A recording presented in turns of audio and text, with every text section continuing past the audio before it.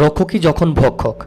আজকে আপনাদের সামনে তুলে ধরব আমাদের ভারতবর্ষের দুর্লভতম একটি ঘটনা, যা আপনাকে ভেতর থেকে নাড়া দিয়ে উঠবে। লকডাউনের কথা আমাদের সবারই মনে আছে।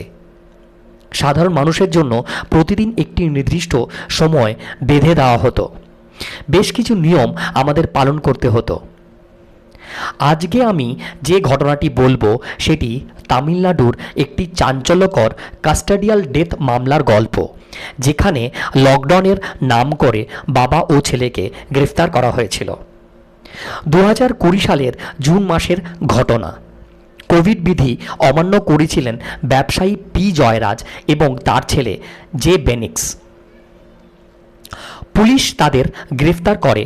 পরে জেলেই তাদের পিটিয়ে খুনের অভিযোগ করেছিল সেই পুলিশ কর্মকর্তাদের। সেই ঘটনায় গ্রেফতার করা হয়েছিল 10 জন পুলিশ কর্মকর্তাকে।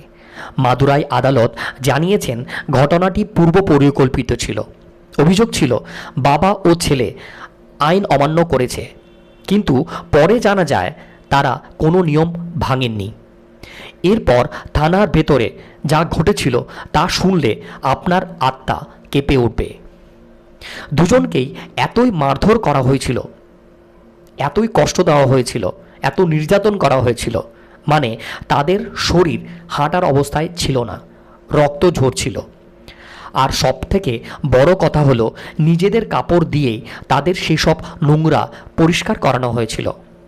কাপড় খুলে তাদের মারধর করা হয়েছিল,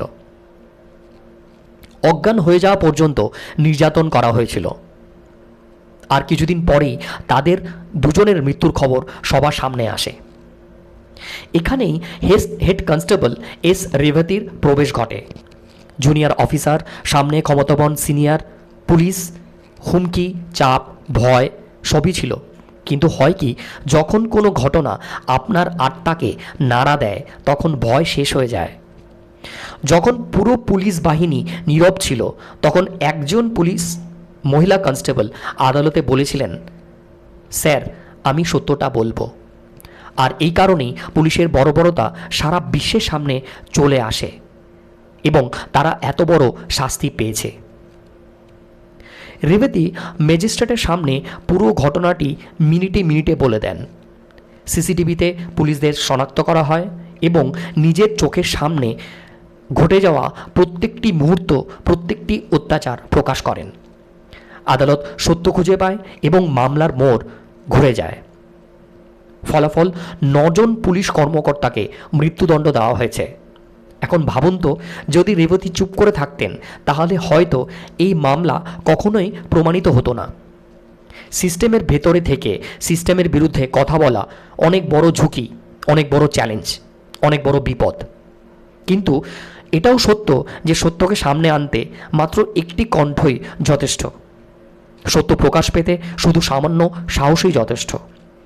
এখন আপনি বলুন, এমন ক্ষেত্রে মৃত্যুদণ্ড কি সঠিক, নাকি সিস্টেমের সংস্কার হওয়াটাই বেশি জরুরি?